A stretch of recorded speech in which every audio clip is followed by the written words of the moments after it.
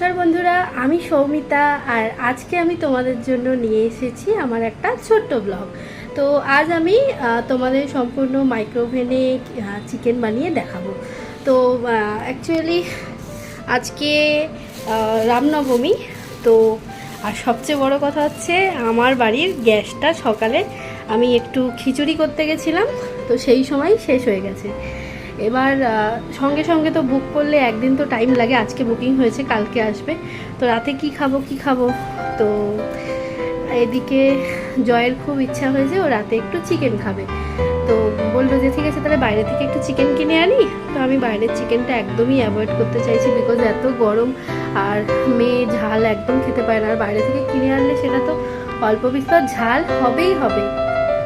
তো সেই জন্য দেখো আমি কিন্তু সমস্তটা কিনে আনলাম। অ্যাকচুয়ালি আজকে টুকিটাকি আমি এই কয়েকটা জিনিস বেরিয়েছিলাম, এই যে কিনে আনলাম। একটা আমার এই আলাটা শেষ হয়ে গেছিলো। অ্যাকচুয়ালি এটা সাদা জামা কাপড় কাচতে খুব সুবিধা হয়, আর ফ্রিজে ডিমটা কম ছিল, তো আমি কতগুলো ডিম আনলাম। আর সঙ্গে এই যে আমরা বলতে আমি বেসিক্যালি আমি এমনি চিকেনটা কিন্তু একদমই খেতে পারি না, মানে দোকান থেকে যে নর্মালি চিকেনটা বিক্রি হয় আমি খেতে পারি না।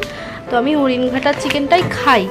তো অনেক দিন অ্যাকচুয়ালি এমনি চিকেনটা আমার একটু গন্ধ লাগে, সেই জন্য আমি ফার্স্টে চিকেনটাকে একটু কেটে নিয়ে এটাকে কিছুক্ষণ জলে ভিজিয়ে রাখতে হবে, তাহলে কিন্তু চিকেনটা একটু এটা ফ্রোজেন চিকেন।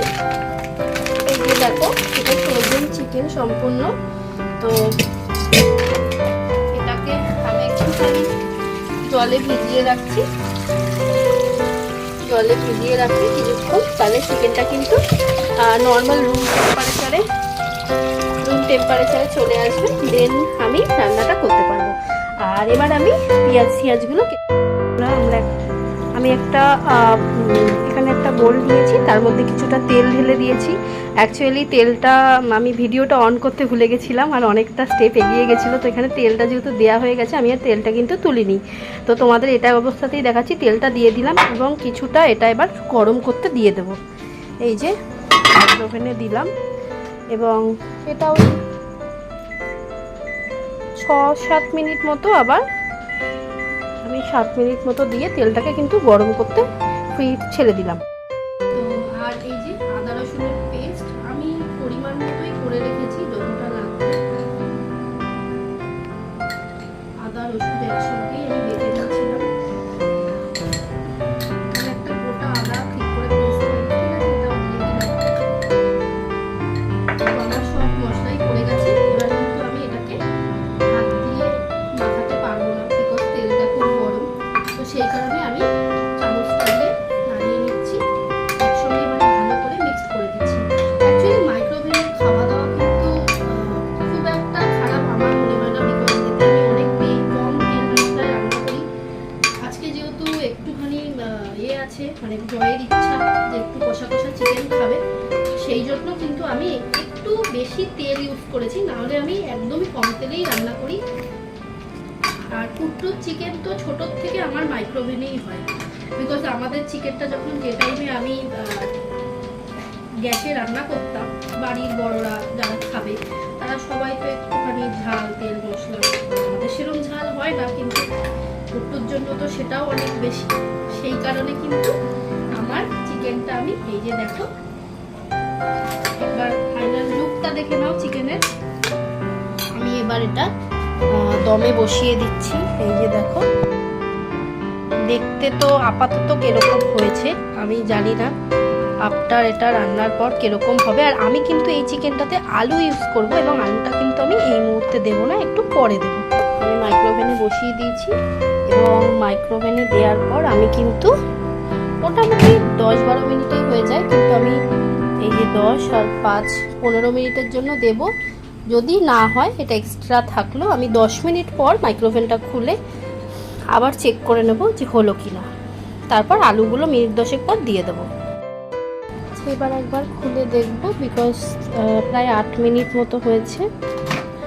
দেখি মাংসটার কি অবস্থা। আচ্ছা দেখো বন্ধুরা, আমার কিন্তু মাংসে যথেষ্ট জল ছেড়েছে, মানে আমার আর এক্সট্রা করে জল দেওয়ার প্রয়োজনই হয়নি। তো এখনো পর্যন্ত তো ঠিক আছে। দেখি চামচ। তো আমি আবার কিন্তু এটা অন করে দিই। দেখা হয়ে গেছে, চিকেনটা হয়ে গেছে। এবার আমি একটু নামিয়ে দিচ্ছি।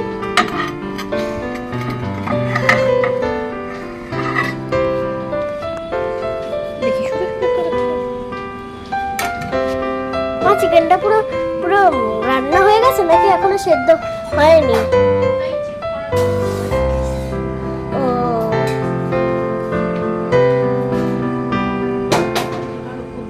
দেখো কি সুন্দর হয়েছে চিকেনটা। আলুগুলো দিয়ে দিলাম, সিদ্ধ হয়ে গেছে। আলুগুলো দিয়ে আমি মাকে বলেছি কি আমি একটু তোমার সঙ্গে হেল্প করি, কিন্তু মা না বললো। দেখো কি সুন্দর করেছে, কষা কষা মাংস। চিকেনটা সবচেয়ে বড় কথা, আমি কিন্তু একটু জল ইউজ করলাম না। মানে ওই যে দই দিয়েছি আর পেঁয়াজের থেকে যে একটা জল বেরোয় চিকেনেরও একটা, অবশ্যই এটা ফ্রোজেন চিকেন, তাতে যেটুকু জল ছিল তাতেই কিন্তু আমার চিকেনটা মোটামুটি হয়ে এসছে। এবার আমি এতে কিন্তু ভালো স্মেল বেরিয়েছে কিন্তু। আমি এটাতে ইউজ করছি সানরাইজের শাহি গরম মশলা, একটু করে আর দিলাম মিট মশলা। মা চিকেনের পরে এই দুটো মশলা লাগে এরকম চিকেন করলে? এবার মা মিক্স করে দিল চিকেনটাকে।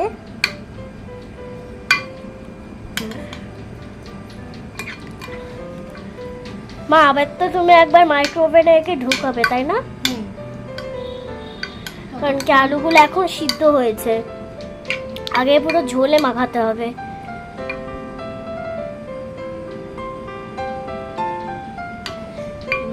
মাইক্রোওভেনে আবার আলুগুলো একটু কাঁচা আছে,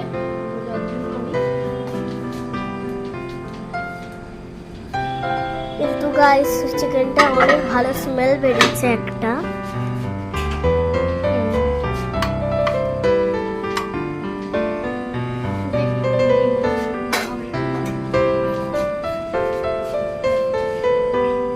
দেখো কি সুন্দর হয়েছে চিকেনটা।